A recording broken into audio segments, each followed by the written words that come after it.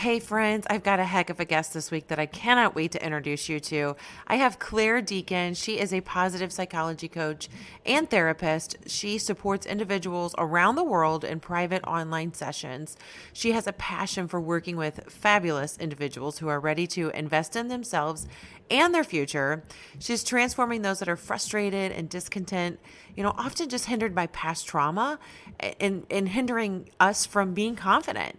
So she works with individuals to make everybody feel energized, focused, and really just ready to tap into their full potential and setting everybody up to live their best life.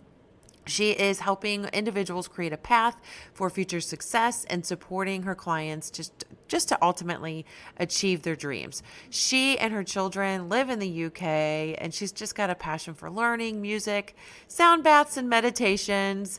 She has overcome tons of adversity with the unexpected death of her husband. So, really, her story is just one of remarkable strength and wisdom. So, I really cannot wait for you to just come on and listen to this exciting story and just learn about how she just not only, went through this journey of recovering and has made her life's work now to just not only survive, but to really thrive. And she's really determined to live her absolute best life. So without further ado, let's go. I cannot wait to introduce you here to Clare. Do you want to live a beautiful life that reflects the truth of who you are? Be bold and courageous as you step into your heartfelt desires. How does trusting yourself fully and connecting with your soul's purpose sound? The Unplanned Mom podcast is a potent mix of real life stories, practical spiritual teachings, and a community to help guide you for eternity. This is the place for inspiration with down-to-earth tools to help you pivot and continue to live your best life beyond your wildest dreams.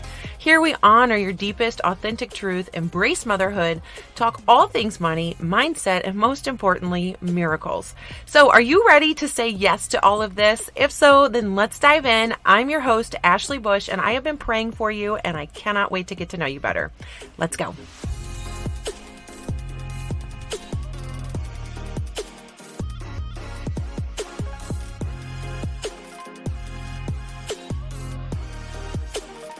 Okay. Hello, Clare. It's so great to see you. I'm so happy to have you on here on the Unplanned Mom School podcast. How are you?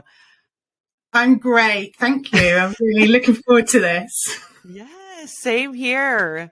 So tell us where you're at. Where are you here in the world? So I'm based just north of London. So I'm about 50 miles north of London in the UK. Okay. In a house, in an apartment, at home, in your home? Okay. Yeah. Yes. Very nice. Awesome. Well, I know we've got so much to talk about. You've got just an incredible story and a journey. And, we talk all things money, mindset, and miracles here on the podcast. And I was so excited to have you on as a guest because I really want you to share about your motherhood journey. So, I always try to ask people, were you planning? Were you not planning? Tell us about when you became a mother and just kind of walk us through that story for us, if you will. Okay. So I was married and we'd been married a few years. We'd been together a while, but we'd been married probably a couple of years before we decided that we wanted to try for children. So, So our expectation was that it was going to take months, maybe even years. You always hear these stories of how long it takes, and it takes longer than you expect. Only that wasn't the case for us. So it was interesting, actually. We were out walking our dog, and we had a big old English sheepdog at the time. Aww. And it was a really frosty, cold day. And I had this big scarf round my neck, covering my face. And we're walking and the dog's running off and my husband was calling him back. And I suddenly thought, oh my God, I'm going to be sick. So I quickly unwrapping this scarf with fear this was going to happen and be a complete disaster. And I was sick and I was like, I have no idea where that came from, why I was sick, and I feel fine. Anyway, we carried on the walk, got back home, and my husband offered me a scary salad, which made me feel sick again. Oh no. So I went up to the bathroom and I was like, this is just really weird, because it was a different type of sickness. I was like, there's something different here. And something just came over me and I just froze and I thought, I'm pregnant. Mm. And I just knew I was pregnant. And so I had the test and I was right. I was pregnant. Yeah. So it was kind of like that at first. And with your first, I was like, oh my God, it's real. Yeah. Right. I've done it now. Right. Yeah. I mean, you just changed it at instant. It's a really different experience until you walk, until you see those lines on your test or read that it's positive. It instantly changes you. Absolutely. So it was and we both obviously wanted it, and there was no question around that. It was just kind of this. So just shock. You both were in shock, but overall excited because you were trying to have children. Yeah. Yeah. So unfortunately that baby didn't stick, and sorry. I had a miscarriage around 8 weeks. Okay. So, which absolutely floored me. Mm-hmm. It was really heartbreaking for me, and I hadn't had those feelings before of what it was like to actually be a mum. Yeah. And whilst I'd only had a short amount of time being pregnant, knowing I was pregnant, I really then felt that I was a mum without a baby.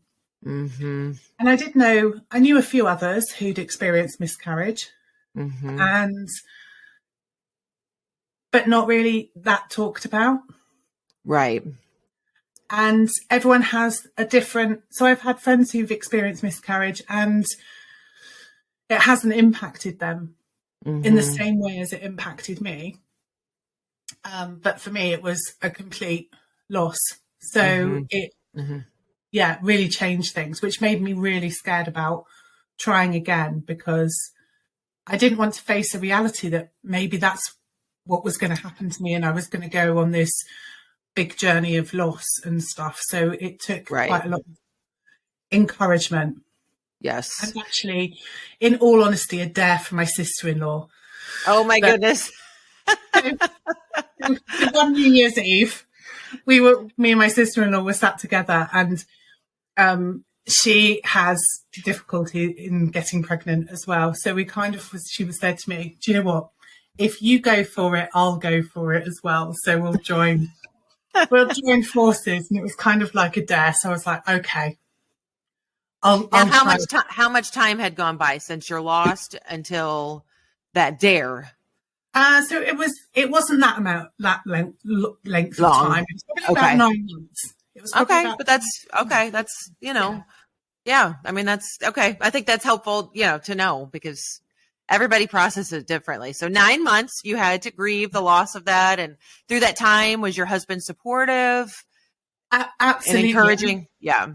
Yeah, and I would say one of the really interesting things that perhaps we don't always think about is when I was miscarrying, we called the emergency doctor to say what had happened and what was happening. And my husband made the call because I was just unable really to speak. I was so devastated with what was happening. And I heard the doctor, first of all, say, okay, well, I'll speak to your wife in a moment and we'll get her sorted. But he said, I just want to take a moment to check in with you and how you're feeling. And I think that compassion that doctor gave to my husband in acknowledging his feelings, that for him it was his loss and he was trying to protect me as well, is really important, and really kind of changed probably how I treated him in regards to the loss as well. I think sometimes we forget that there's a dad who's lost as well at the same time. So that was, Yeah. I'm glad you brought that up. Yeah. Because it definitely affects both men and women. And it's a loss all the way around. So 9 months later, here you are, New Year's Eve, you're rolling in the new year. What year is it? And how quickly? Two. 2007 it was. Yeah. Okay. So you're going into 2007, closing 2006. Okay. You're starting 2007. You have the dare. Do you get pregnant? I do get pregnant, and I get pregnant immediately as well. Oh, wow. Okay. Okay. I don't have problems in getting pregnant. Okay. Okay. So you got pregnant very quickly after. All right. How were you feeling through this pregnancy? So the first few weeks, it was a huge milestone to get past the 8-week point. Yeah. Yeah. So I had literally, I've never told anyone this. I had some Post-it notes, actually, much like these, just a little pack of Post-it notes. And I wrote a countdown on it of how many days I had to get to. Yes. That I was past the point and I'd gone further than the last pregnancy. And every night I went to bed, I would take another one of these Post-it notes off that I had achieved. That's beautiful. Yeah. Because it helps you really just put things into perspective that you have to just take, day by day to get to these certain milestones. Yeah. I've been there too. That first trimester, I mean, it's awful after you've experienced a loss, just the waiting. And I love that though. I relied a lot on prayer and just trying to be distracted. But now if that ever happened again, which I don't know, but I mean, I love that countdown. That's awesome. And I think a lot of people can use that. So you get pregnant. Tell us about the baby. Tell us about the journey. Wow. So I had a lovely pregnancy. I glowed through it. I really enjoyed it. And it was great. And I finished up work, went on maternity leave. Okay. Had a couple of weeks before he was due to put my feet up. And what I have to tell to anybody is have that hot cup of tea. Yes. You don't get to drink a hot drink again for a long time. Yes. So I enjoyed those cups of tea, enjoyed putting my feet up for a bit. And then we hit 40 weeks and there was no signs of him coming. Oh my. Okay. And then we hit 41 weeks and there were no signs of him coming. Oh, wow. Only the frustration building that husband was on tenterhooks, so I wasn't allowed to go anywhere. Don't go too far. You have to have supervision at all times. And then those regular messages and phone calls. Has the baby arrived yet? Right. No. Well, why not? How much longer is it going to take? Right. And then those phone calls as we got even further in the journey and he still hadn't arrived. Well, I'm getting really frustrated because every day I'm excited that he's going to arrive and he's not. And I'm like, you're frustrated. How do you think I feel? Right. Anyway, it ended up, I got taken into hospital to be induced. Okay. And the induction, he still didn't want to come out. Oh my gosh. I'm feeling for you because that waiting and so if he was comfortable. He was very, very comfortable. So if you watch the episode of Friends where Jennifer Aniston watches everybody come. Yes. Yes, to give birth. That was you. That was me. So even to the point, so every day my husband would come and see me and we'd go for a walk around the hospital grounds. And we bumped into my consultant and he went, what are you still doing here? Why are you here? I induced 2 days ago. Why are you here? Oh my. And I was like, I'm trying to have a baby. That's why I'm here. Yeah. They tried inducing me again. So this time they said, right, you are having this baby.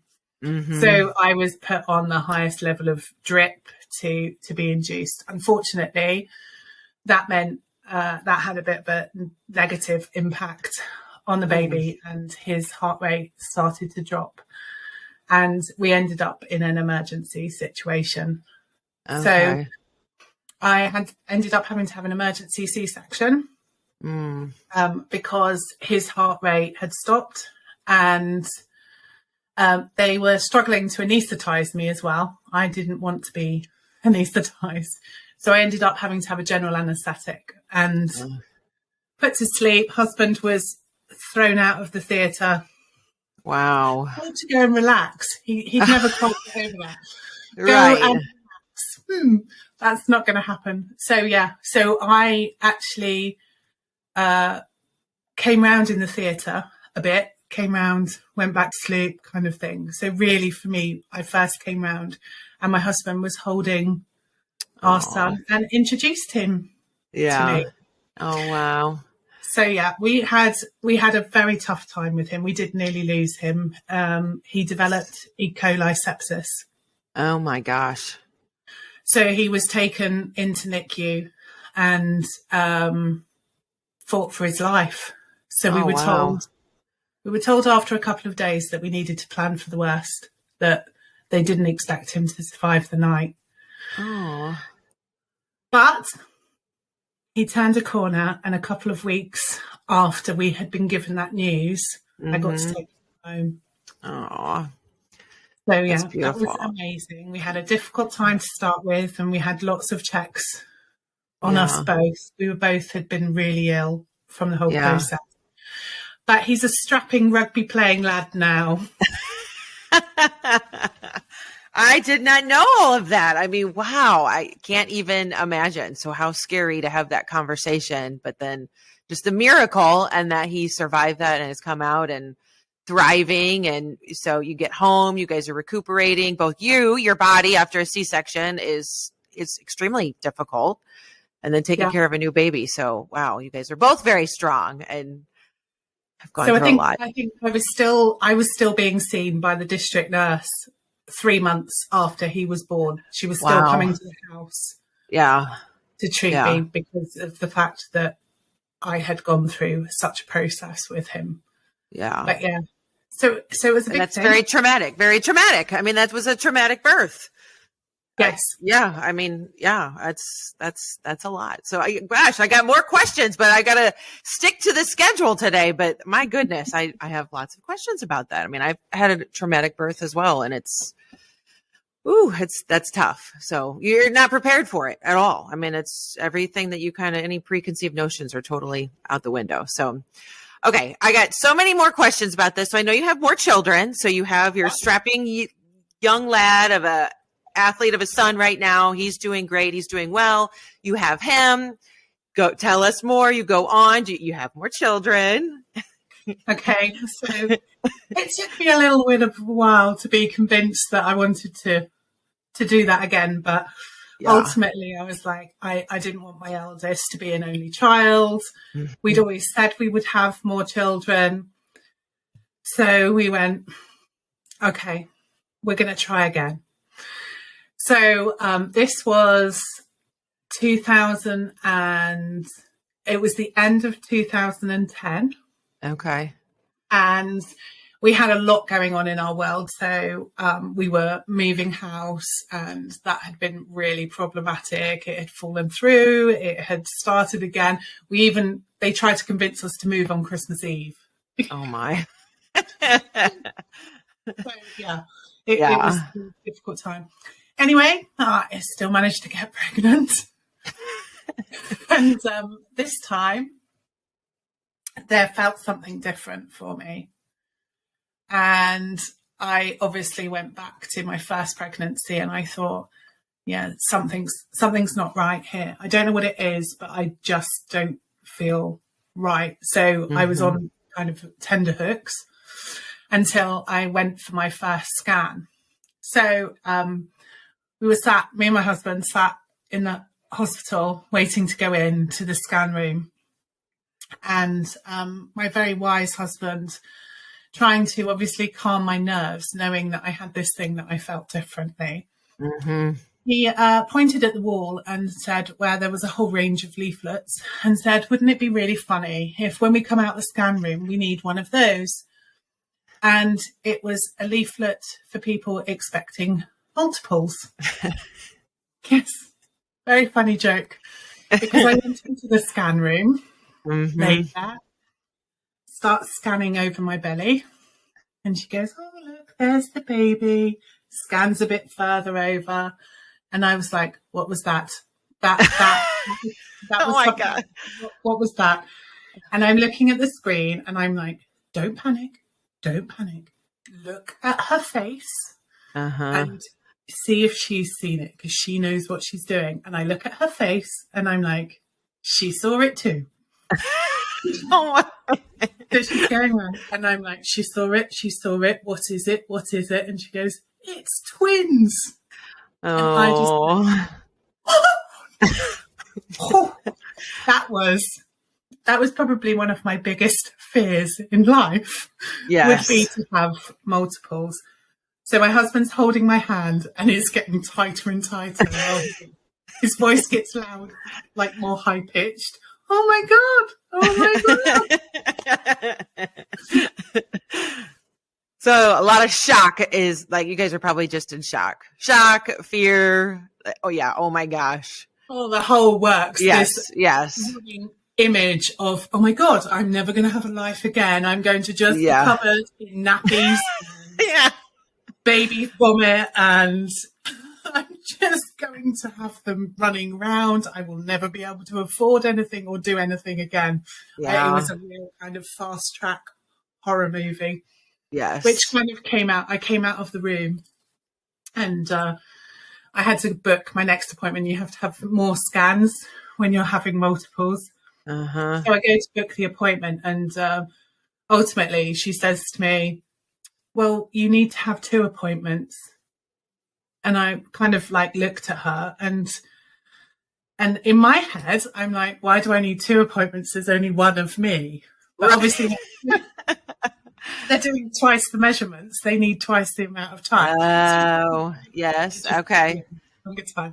But obviously my state of confusion and my general fog of just standing there with my mouth open. She went, would you like to follow me into this room? So you're at your first appointment and you're going for another scan because of the 2 babies now. So, well, she'd gone to book the appointment for the next. Okay. Gotcha. Scan. Okay. But because of my general demeanour of my state of shock, she decided I might need some more assistance. So we got back into a room and a midwife was sent in. Okay. And she said, you know, it was that very calming saying to me, so you're expecting twins? I went, yes, people keep saying that. And so I was kind of just stunned, and she started going through, you know, we have lots of twins and there was twins born on the ward today and it's all fine, you know, and all of this piece. And I'm like, okay. And then everything that had happened in the previous pregnancy just came out through my eyeballs. I just started crying because I had the perfect pregnancy last time and look what happened. And now I've got this marker on my maternity file saying high risk pregnancy because it's twins. And I'm like, if I'm high risk, what happens then at the end? Right. And I was thrown back kind of into that trauma of, well, I don't know that I can go through that again. I can't do that again. So yeah, it was emotional. Yes. And I swore at my husband for pointing at that leaflet. Yeah. Yes, it's funny. Yes. To be having twins. Yeah. So yes. So do twins run in either of your families? So twins are down to the female family. That's where you get twins from. Okay. The celebration of my husband and his manliness that he can create twins, it's actually down to the woman. And, so I didn't know, but yes, on both my maternal side and my paternal side, I have. Okay, twins, you've got twins. You didn't know. No. And your twins are boy. You have a boy and a girl, right? I have a boy and a girl. Yes. Yeah. So I cannot even imagine. I mean, so yeah, your pregnancy, the whole journey and delivery, was it as real quickly? How was all of that in a nutshell? all planned. So planned C-section. So I was allowed to go natural. Okay. With non-identical twins, the NICE guidelines for us in the UK are 38 weeks. They don't like you to go past. That's it. So at 38 weeks, I had a planned C-section, and Okay. it all went completely the opposite to the previous. Good. It's beautiful. It all went to plan. I had 1,000 people in the room. Did you? It was kind of crowded, and they were extremely big weights as well. Yeah. They're very, very healthy and not normal twins. They were naturally developed. Okay. Now, did you feel at all prepared, knowing you were having twins when you were bringing them home? So I was a control freak. Yeah. So I had a spreadsheet of everything. I had researched what was going to happen, how the best ways of getting them into routines, how the nappy changing feeding process. So I went round speaking to lots of people so how do you do this? How can you do breastfeeding and top up feeds? Because they were saying, about your milk coming in normally anyway, and then producing enough milk to feed twins. And actually for me, because my twins were so big, they demand a lot more milk than what smaller twins would demand. Okay. So I can remember I spoke to one midwife and went, I'm trying to work this out. If I'm breastfeeding one at a time, doing them, and they take an average of this amount of time, and they feed this often, that actually means I'm not doing anything other than feeding. Right. And your way around that is to do top-up feeds with formula and switch them around. And I went, how does that work? And she went, I don't really know. Oh, my gosh.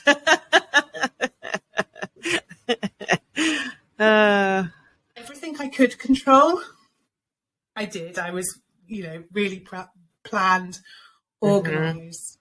Yeah. And also, I think what I'd learned from my previous was to really give yourself that space and grace to enjoy having them and do it on your schedule. Yeah. So all the people who want to visit, all the people who want to be a part of it, keep them out. Yeah. Yes. Enjoy. Yeah. You've done all the hard work. So that's a great reminder, because I think a lot of us women feel that push-pull and try to keep other people happy and let family see, but we need time to rest and heal and enjoy those first few weeks of life with our baby. So yeah, it's a very special time, and it goes by quickly, but when you're in the day-to-day, those days can be really long. But yeah, giving yourself that time to just savor and be with them. Very, very good reminder from a very wise woman. You've got such great advice always.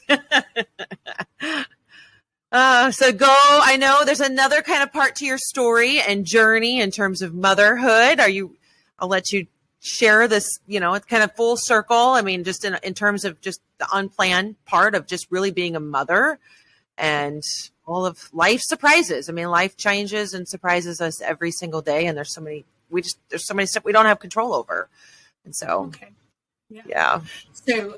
So I had the 3 children, and obviously once I'd found out that I was susceptible to multiples, and once you've had twins, the potential for you to have triplets is really, really high. And I did not know that. Wow.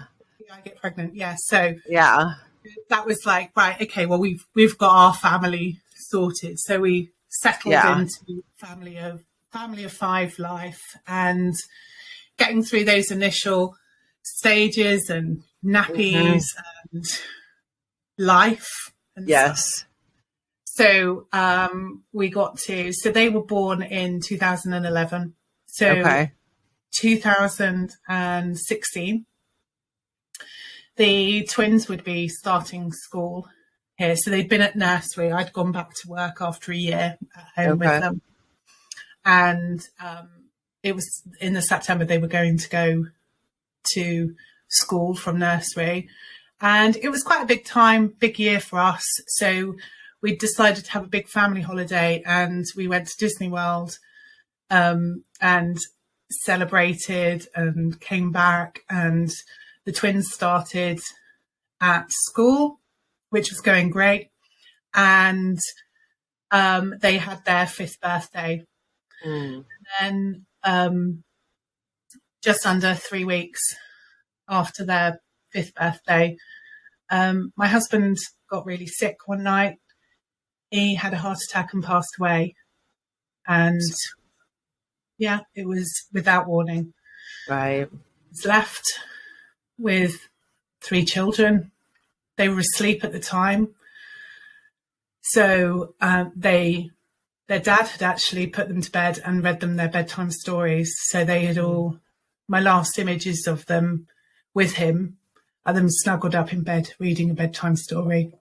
Oh, I'm so and then sorry. the next morning, thank you, I had to wake the 3 of them up and get them together and sit them together. And obviously I had the warning that I was about to tell them something that was going to break their hearts and take all the magic out of their worlds. Right. So I had to sit them together and tell them that Daddy had got sick the night before and he'd passed away. For my eldest, it was immediate. He understood what that meant and just wanted it not to be true. For the twins, they knew it was upsetting. They knew something was wrong, but it kind of took a bit more time to really get into their heads of what that meant. I mean, it took us all a long journey to do that, but sure, that overnight realization that I have 100% responsibility for them, for everything. There's nobody else to ask. Obviously, I've got my family, I've got my mum around, but nobody else has parental responsibility for them. And that always stays the same, even to this day. So actually this week it sees we're 6 years down the line since that happened. And it still comes up every now and again, every day. I think a decision you make, whether it's what next school they go to, whether it's allowing them to go on a school trip, whether it's the next stage of their life, something that they want to do, and trying to make that decision without any backup. Right. Is really, really tough. I can only imagine. I can't even imagine. I mean, yes, overnight you lost the love of your life. Your children lost their father, and that you have to keep moving forward and taking care of your children, and also mourning and grieving the loss. I mean, you're just so strong and incredibly strong. And I know you have taken your pain and are now transforming, and you're using that pain to help other people that are going through just all sorts of life issues. I mean, just all sorts of life things. So do you want to tell us a little bit now? I mean, how did you kind of work through that first year? And how did your grief, maybe just kind of the overall, I mean, coming up on 6 years, I mean, imagine your grief is a little bit different this week than it was obviously 6 years ago, 5 years ago, 2 years ago. Just kind of walk us through a little your journey and just kind of where you are at today and how you still process it. Okay. So I think the first moment is really, my husband passed away at home. So we had emergency services here, and he was put into the back of an ambulance, and I asked whether I could go and sit with him before they took him away. So I went into the ambulance and I sat with him, and my husband was full on dad.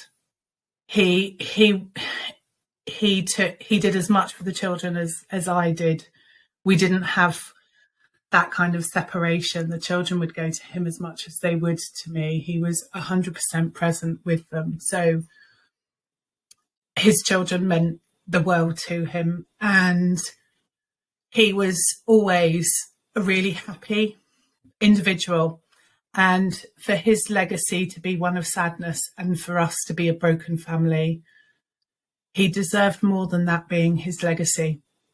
So as I sat with him in the ambulance, I made a promise to him that everything that we'd said was going to happen with our children, everything that we wanted, no specifics, just our dreams and aspirations for how they would grow up and the happy life that we wanted for them.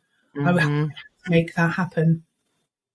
So that was a really poignant moment for me that stuck in my head. So even on those darkest days that followed, where it just all seemed impossible and overwhelming, I'd made that promise to him, and I knew I had to keep going. I knew I had to be there for the children, answer every one of their questions, and be really open and honest with them.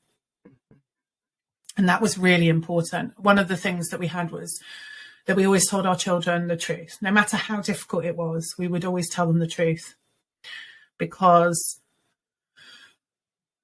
the universe brings you adversity, and these things happen.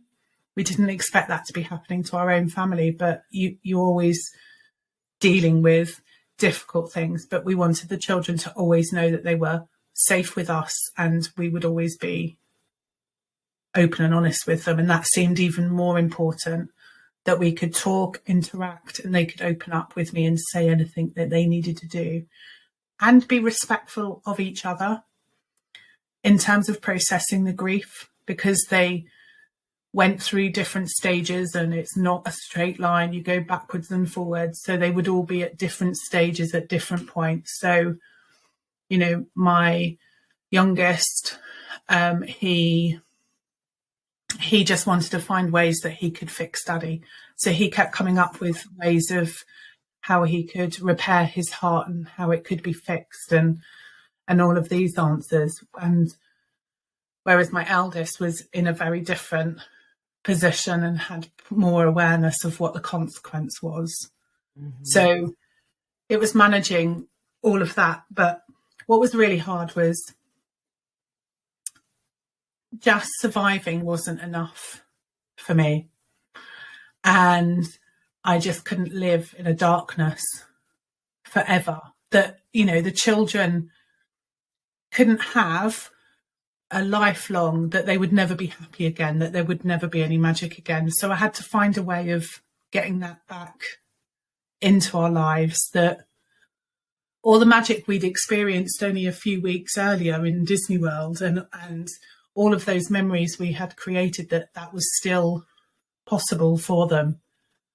And that's how we remember Daddy, and that's how we keep his spirit alive. So I say with my children, they say, sometimes people make the mistake in saying, well, you don't have a dad. Well, they don't have a dad on this earth, but because he lives in their hearts. And the privilege that those three children have that nobody else has is they all have their dad's DNA. They have his blood running through their veins, and no one else can say that. Yeah. So we talk about and we celebrate who Daddy was and the funny things he would say and all the positive memories. And we celebrate everything we had with him rather than focus on what we've lost. That's absolutely beautiful. I mean, you can just tell. I mean, you guys just seem to have had just the most beautiful relationship. I mean, and what a gift to give to your children. I mean, that his legacy will live on. And you've turned this, a lot of people would probably crumble and really not know, I mean, nobody knows how to handle and how they're going to handle that situation, but you have handled it with a lot of grace. And you are still moving forward and following through. And I love that you made a promise to him before he went away, and that you're honoring that every day. Even I'm sure you have really hard days, and your days are a little bit lighter and you miss him like crazy, but you know that he's there and he's in your children, and you get to see that, and you get to see that love that he has, and it just comes from them. And so you guys did that. The two of you did that. And that's really, really incredible. So yeah, he'd be really proud of us and the children and how they've turned out and the empathy that they show to each other and to other people. They have an understanding of emotions that a lot of adults don't get to process and have.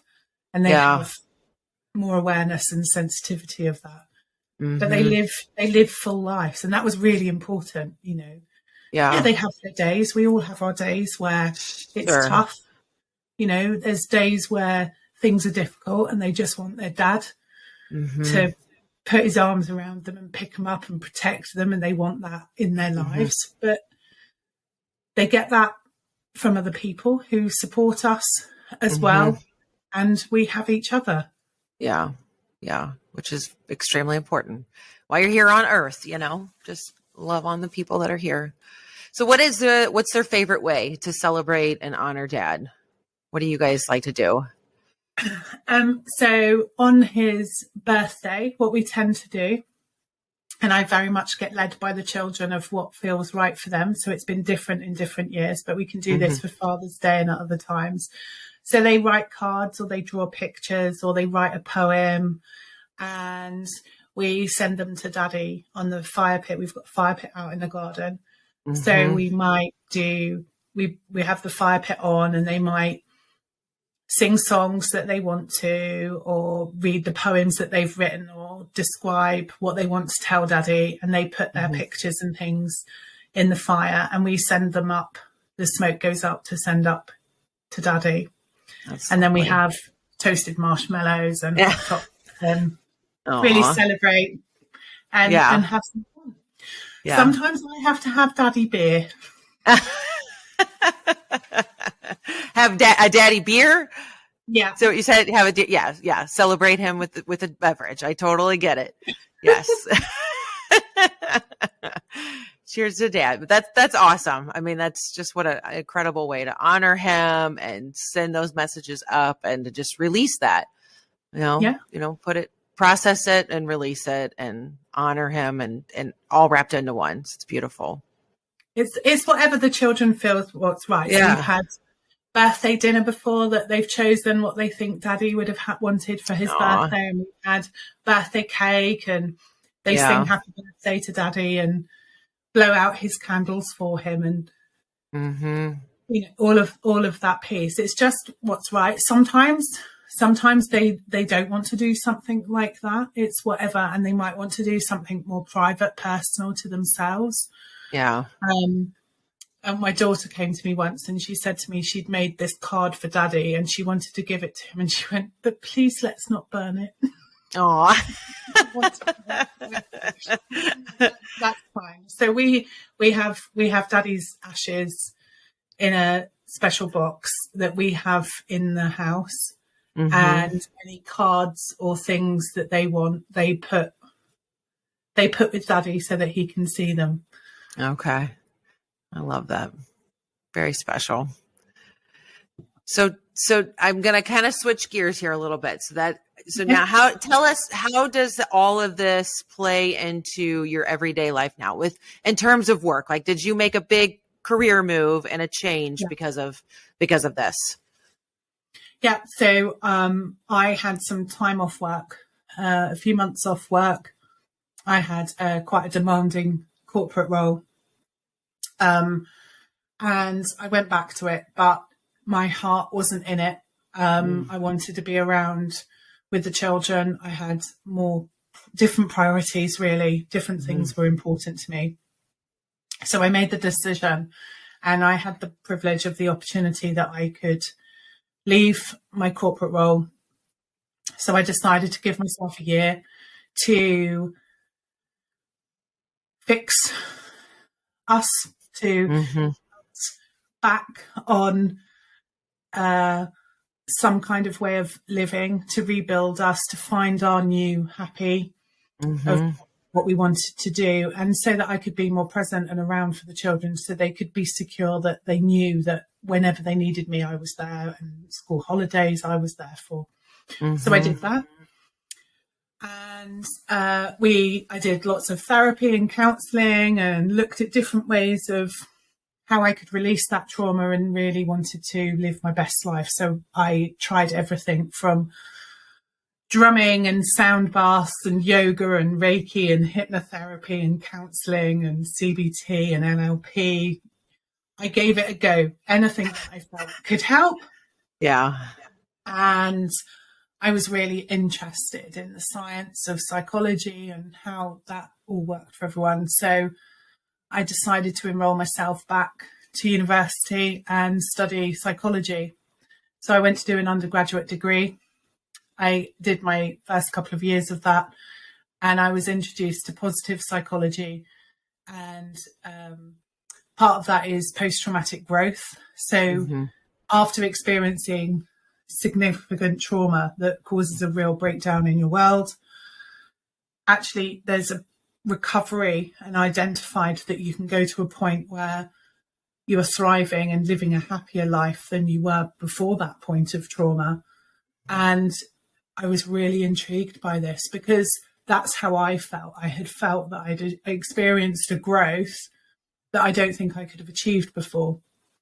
So I wanted to understand more of how could we make sure that people who'd experienced real trauma and adversity could get there. What makes the difference? So part of my dissertation was looking at, the difference between those that fall into a state of helplessness and depression, as opposed to those that experience this growth, what that difference was.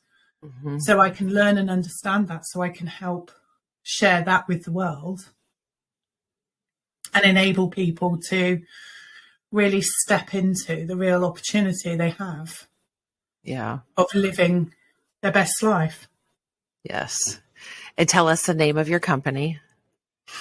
So I'm Happier. My company is called Happier. So I'm the Happier Coach. Yeah. Because it really embodies everything that is important to me.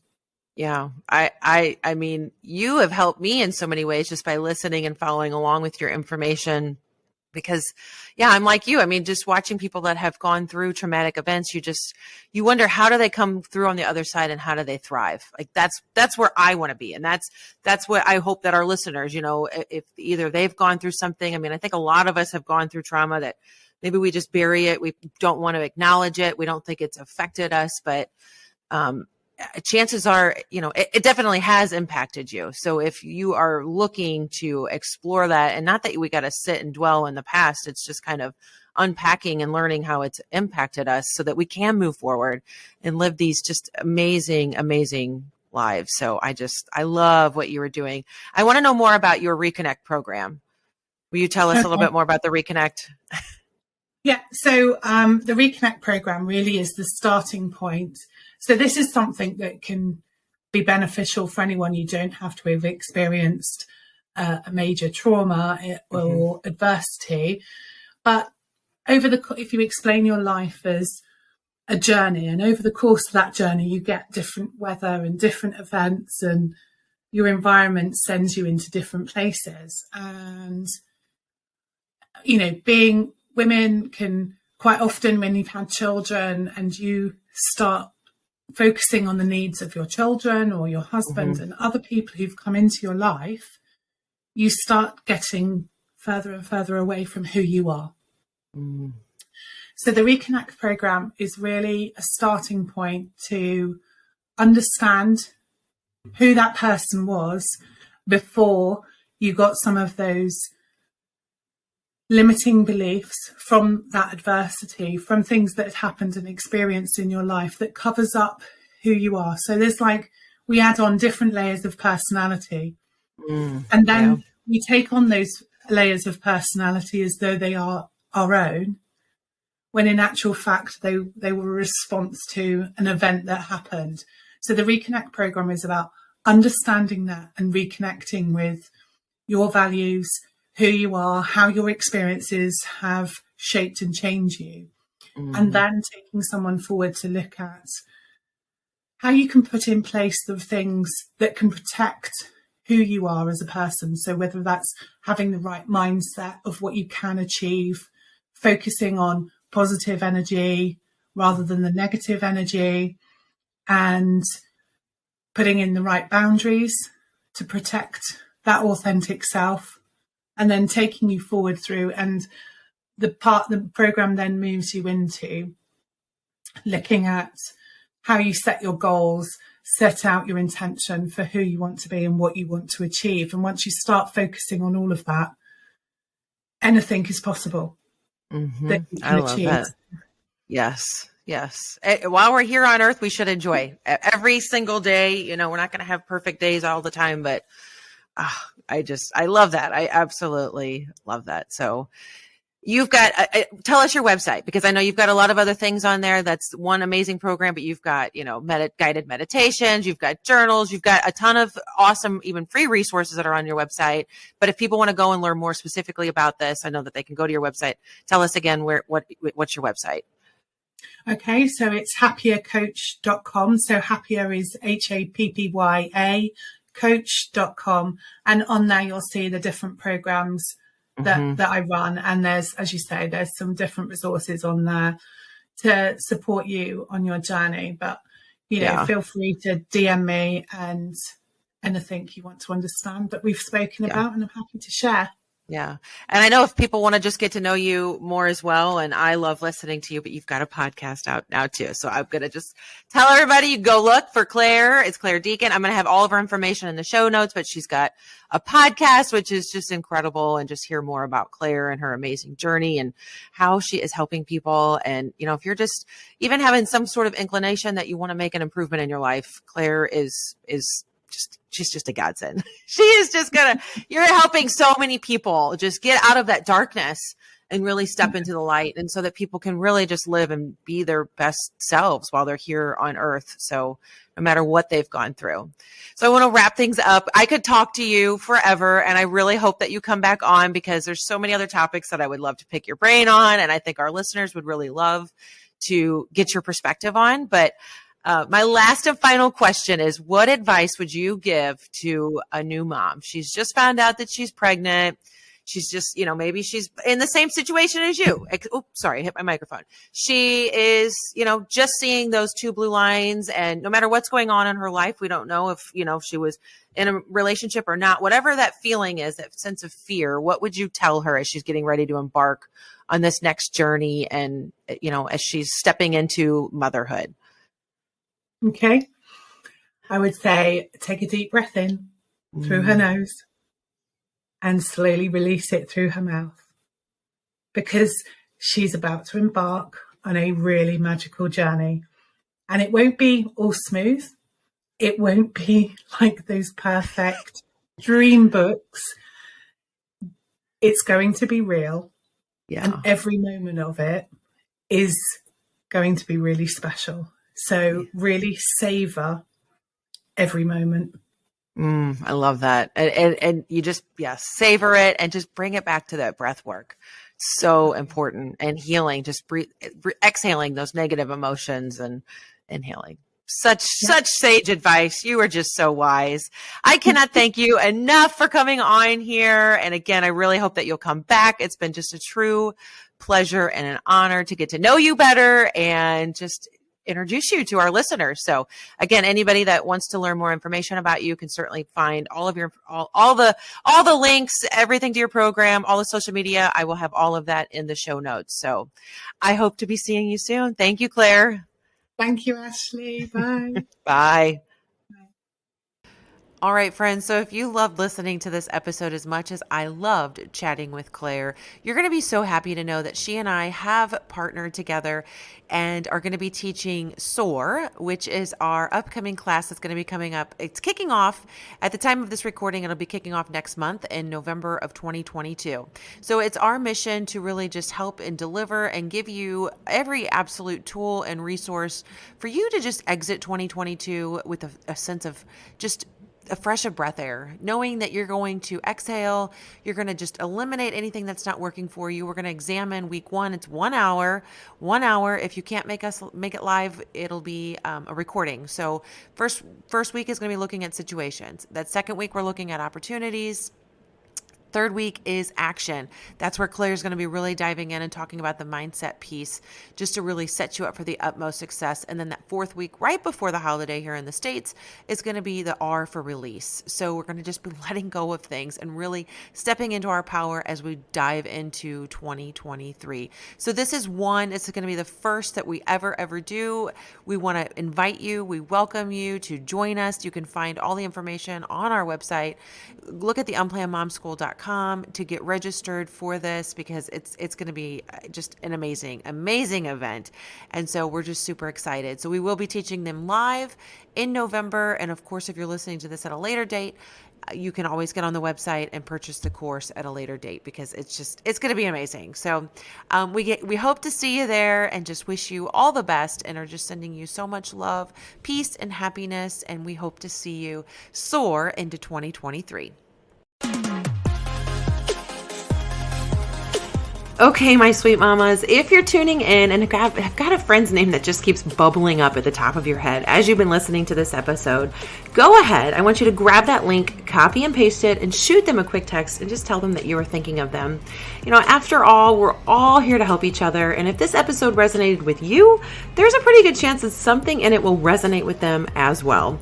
This show is for you, so do me a solid. Go ahead, share it with that one person that comes to mind so we can spread the love to all of our sisters.